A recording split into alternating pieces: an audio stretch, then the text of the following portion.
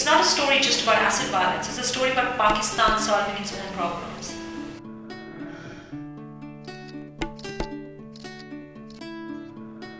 You know, my part of the world, there are so many issues. Why not talk about them ourselves? And why not put our point of view across? And why not make it visual? You know, I was already writing, why not turn that into something visual?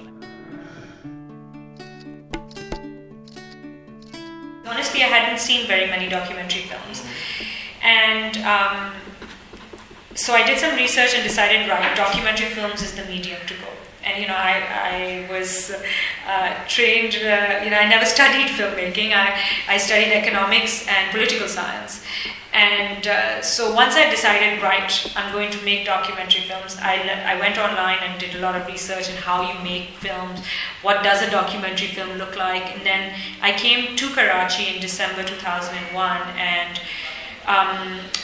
noticed immediately that there was an influx of Afghan refugees because of the bombing that had started in Afghanistan. And what really stood out was the children. And I started thinking, what about the next generation of Afghans? Like, what kind of life will they have? So I took photographs of them, and I met several of them, and I wrote up their bios. And then there was a friend of mine, Mo Naqvi, who was also graduating from college, and he said, well, we thought about it, we said, why don't we work together on our first film? So I went back and I wrote up this proposal, and I sent it off to 80 television channels, production houses. Anybody that had a name TV attached to it in the US got a letter from me.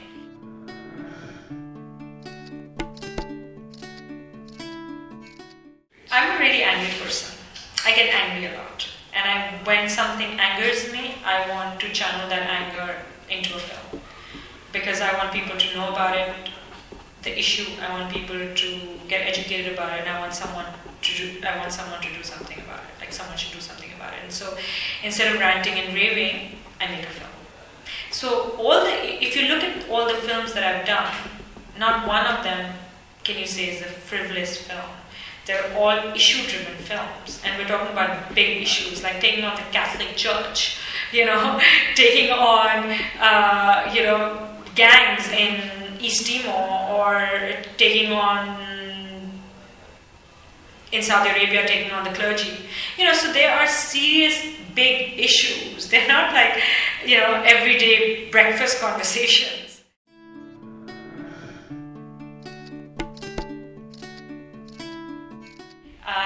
My father passed away on the day that I was supposed to get the Emmy. I was going to the Emmy Awards, and I got a call that he had passed away in London, and I had to turn around and go to the airport and fly to Karachi. And you didn't pick up the Emmy yourself? No, I did not. It was at that moment that he passed away. So I went to the airport, and I was getting on a flight, and I got a call as I was boarding the flight by my producer saying that we've won the Emmy. So it was really interesting, because my father, the day before, who I'd spoken to him on the phone, and he said, so you won the Emmy? And I said, no, Dad, I'm going to New York. I'm about to land, and it's tomorrow. And he said, no, I saw that you won the Emmy. And I laughed it off, and I was like, no, I haven't won the Emmy. And I was sitting there, and as I was boarding the flight, I was thinking, my God, he knew before he died. It's unbelievable. It's a huge honor to win an Emmy, being a Pakistani and coming from where I've come from. But at that moment, of course, it wasn't meant to be that I wasn't meant to be there.